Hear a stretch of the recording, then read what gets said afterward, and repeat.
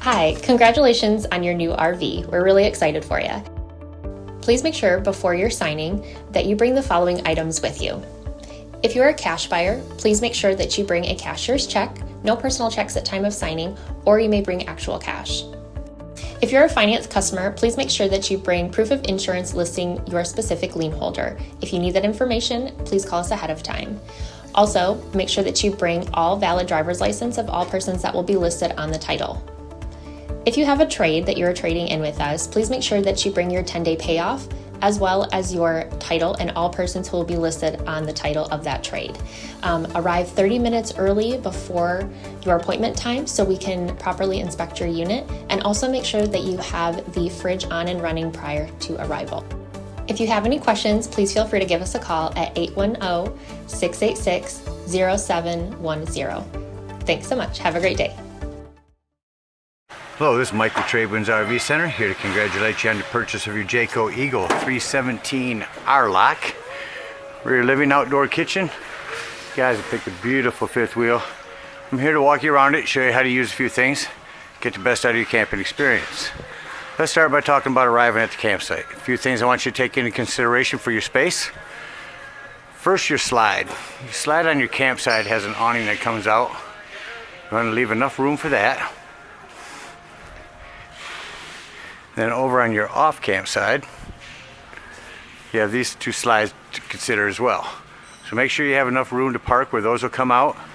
Nothing will be hindering them from coming in or out or hanging right on them. Then I want you to consider where your water and electricity hookups are. You have your electricity just in front of the tires on your off campsite or your driver's side of your tow vehicle. And your water connection, your whole port station will be just to the rear of your front storage on your off campsite or your driver's side. So park accordingly so you can utilize the facilities. Our hitchman will go over unhooking the hitch with you. And you have your auto leveling system. To start this, simply hold both of these down. That should turn it on.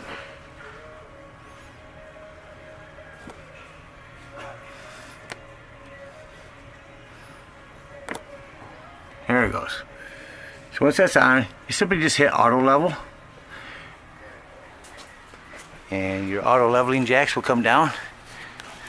They're not down right now, but come down in just a matter of moments. And then when you're leaving, it's the same thing, retract all. This is your hitch height if you want to bring the unit up or down to match your hitch. Once you got your unit level, stable, next thing we're going to do is hook up our water and electricity. Now you do have 50 amp service on this. I'll show you how these new Furion cords go in. They simply press in and then turn and then do your gray washer. Lock it on there. Now should you need to plug into 30 amp, you do have this dog bone. That'll bring you from 50 amp down to 30. And should you need to plug into a 110, you have a 30 to 110 adapter. Just remember when using these, you don't want to run your Fireplace and your AC off 110, you'll be breaking circuits. Once we have our power hooked up, let's hook our water up. Jayco's made it real easy on their new docking station. Everything is written right here for you. So we will start with tank fill, or excuse me, hooking up to a water campsite. We're going to do water, city water. Green to the left, blue to the right. First and foremost, water pressure regulator. You don't always want to use this water pressure regulator because it's going to reduce the water pressure to 40 to 50 psi, protecting the lines in your unit. You always want to use this when putting fluid into your unit. Come to the city water connection side. Hook up your hose, but don't turn it on yet. We're going to go right here next to your port docking station and open up your hot water heater. All we're going to do at this point is just make sure our drain is back in. Plug your drain back in. Make sure that's closed. Then you can turn on your hose. Once your hose has been on for a little while, filling up your tanks, you're going to come here and you're going to pull on this pressure release valve. That's going to release air out of the lines until you have a nice steady flow of water coming out. Once you do, you know your hot water heater is full and you can start it from indoors. Now if you're going dry camping in the same city water connect, we turn this to dry camp. Point your green down, your blue to the right, fill up your tank again. But just remember, when using potable water is when you're going to want to turn on your water pump. You turn it on here and indoors as well. There's where you set it to sanitize. There's a tank fill. Pretty much self-explanatory here. So once you got our water hooked up, I'm going to walk you around the unit and show you a few other things. Start with this docking station. You do have this big long spray hose. Spray the unit off or yourself. In the upper right you have solar hookup. You can trickle charge your batteries if you hook a solar panel up to that.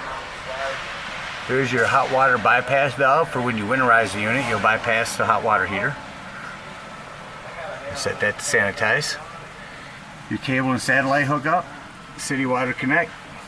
Satellite, or excuse me, sanitize. Here's your black and 2 gray tanks. We'll talk about later when emptying your tanks. Again, your hot water heater. Next to your hot water heater is your furnace heat release. Steer clear of this when you have your furnace on. It gets rather warm. Down here is going to be your tank for your sewage. Going around the side of the unit. Up here we do have a hood vent for your microwave. These Solera slide topper pieces here, those are just to show the techs, if you ever get slide toppers, where they connect at and what kind to use. A couple low point drains here. They're draining one now as we speak.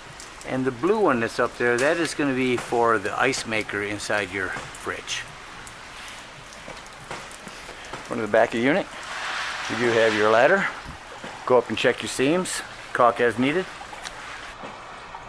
This unit is also prepped for a Furrion backup camera should you decide to purchase that from our store. It's a backup camera that sits on the dash of the tow vehicle, allowing you to have a big backup camera on your unit. Your accessory hitch. Here's the spare tire manual crank.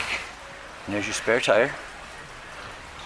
Quick connect LP out here if you want to hook up a different grill other than the one that you have in your outdoor kitchen. Bottle opener, grill, everything's all hooked up. You have lighting here. Your fridge, this is prepped for a television. You can put a TV in here, 12 volt or 110. Furrion sells a Bluetooth speaker that you can get to put on this as a charging dock for it. Alright, let's talk about your awning. You don't want to bring this awning out until that flap falls down to 90 degrees and you know you went out far enough. Then your big awning. Same thing there. The outside over here, you do have a little light should you want to be able to see where your steps are. Your backup cameras. Another low point drain. Your huge indoor storage with a cable hookup over here if you want to put a TV in here as well. Your propane.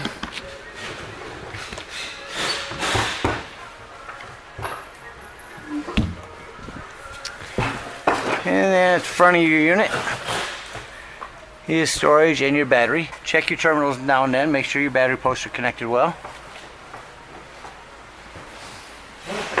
Your other propane. And we're all the way back around to the docking station. Another thing I want to mention up here next to your auto leveling is your battery disconnect. This will come important later when I talk about your carbon monoxide detector. That about covers everything on the outside. One thing I do want to mention, you get a lot of slides in this. They sell a wiper fluid, they call it. It's a fluid that you put on these wipers, keeps them flexible, keeps them from dry rotting and staying in good shape so they'll fold in and out good for you. Remember, anything that I mentioned to pick up from the store, including even jack pads for your leveling jacks, got a 10% off coupon in the store. Make sure you utilize that. Coming up into the unit. So the first thing I want to mention is where your smoke or your fire extinguisher is. Make sure that you and everyone that's camping with you knows that the fire extinguisher is by the entry door in case of an emergency. Let's come up your control panel here. You'll see several of these throughout the unit. All they are is readers for the temperature in the unit. It helps the thermostat to work better. This little piece here is for that fan down there you see starting to turn. Shut that off. And coming up to your control panel. Let's talk about your slides. Everything's controlled from here. Awning 1. Pair, you can pair this device to your phone and do your slides from outside. There's off. Slide 3, slide 2, slide 1. And all you do is hit extend or retract. Everything's out right now. You can do the same thing from up here. You have your home. You have your tanks to look at. Your leveling system you can do from in here. Your temperatures. All of your lighting. You can turn on and off from here. Scroll through those. Tire pressure. And your battery and fuel. Lights also can be controlled from here. And there's where you can turn on your water pump. Only turn that on if you're using potable water, remember. This is a little template. If you ever decide to get solar in here, keep this template here. It shows the text where it's prepped at. I'm going to go around the corner here, come down to the bottom. This is access panel to your fuse box and breaker box. Looks like you have a 10, mostly 15s in there, a couple 20s. I highly recommend 25s. I highly recommend that you have a handful of these with you when you go camping. You never know when you're going to blow a fuse. Next to that, your 12 volt carbon monoxide detector. The reason I mention this 12 volt is always running off your battery. So if you're going to be gone for the day and you're not plugged in anything charging your batteries, go ahead and use your battery disconnect to keep this from running your battery down. Big pantry, automatic lighting, your electric fridge, coming over to your stove. Do have a panel light here, light everything up pretty for you. So simply use your electric lighter, turn this to spark, hit your electric lighter, and there's your flames. Shut it off. This glass top makes an excellent backsplash. Self-explanatory microwave. Again, this is for that Bluetooth speaker that you can order.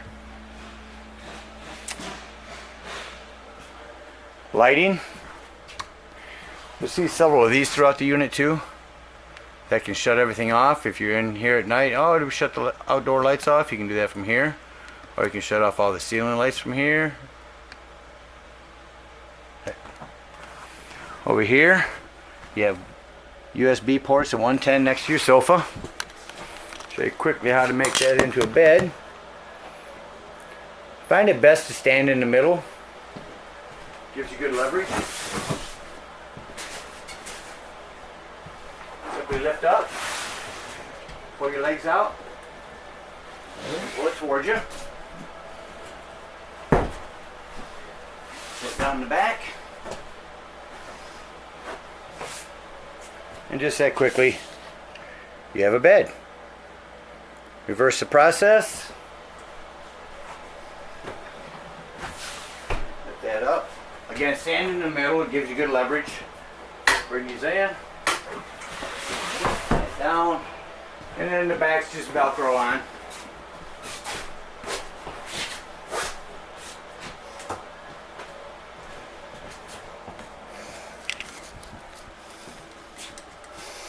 Big Fury on TV soundbar. Just want to talk about your fireplace real quick. They're not just for looks anymore. I mean, that looks pretty, and up here you can change the color to several different ones. But the biggest thing is the heat. This will kick out some heat in here. If you're cold in the morning or in the evening, instead of using up your gas, if you're plugged in somewhere, go ahead and crank this up because it's already getting warm. It'll heat up to 500 square feet. Around on your island, you have a 110 here with GFCI reset. more of the lighting. Coming up our hallway now. Got these towels down, keep your floor nice and clean. Like the fans on in the bathroom.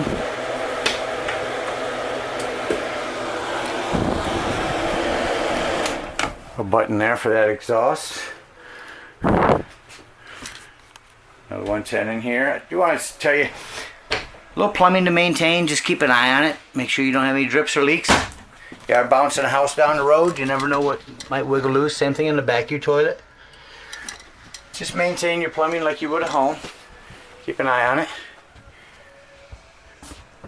Coming in the bedroom here, you do have a 12 volt and charging center. This is prepped for a television with all your TV hookups on there. Unit is prepped for a washer and dryer. If you ever decide to install one in here, move a couple shelves and you put one in here, your big closet. Your lighting here, if you touch it one time you get a little blue light. If you hold it in, you get a nice reading light. Again, more lighting. You can lay in bed and shut your lights off. Same thing over here. And another temperature reader. You do have all this storage up underneath. There are your fold-up chairs that sit next to your dinette. Some of your pillows for accents in the living room are underneath there. Coming back through one time, I just want to mention up in the ceiling here where your smoke alarm is. That about covers everything on the inside. Let's act like we're leaving the campsite and close the unit up. Start by going up here. I brought in slide 1. Now we're going to switch to slide that's awning 2. Slide 2, retract.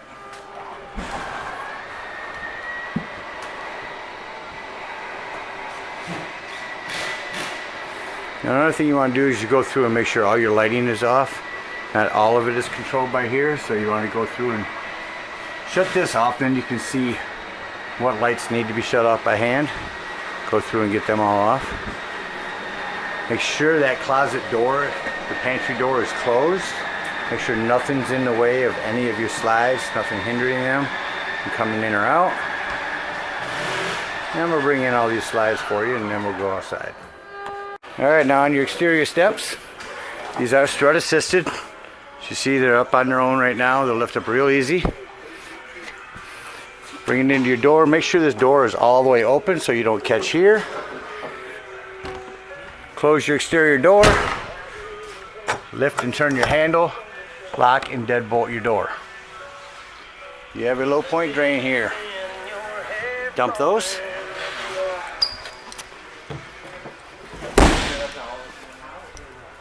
Coming around to our off campsite. We're going to go back here and open up these low point drains. Drain all our water out. We're going to go to our hot water heater. We're going to bleed the lines out, bleed all the air and water out of there, and remove your drain plug. Drain your hot water heater. Got everything drained. We're going to come over, turn on our auto leveling system and hit retract all after you're hooked up to your truck, of course. That's going to bring all your auto leveling systems up. Hook your hitch up, head up to the dump station. At the dump station, you're going to take your sewage hose, hook it up, come up here and pull your black tank first. Now if you pulled your black tank for a while and it sounds like it's no longer draining, again, use your water pressure regulator, hook up to the top black tank flush.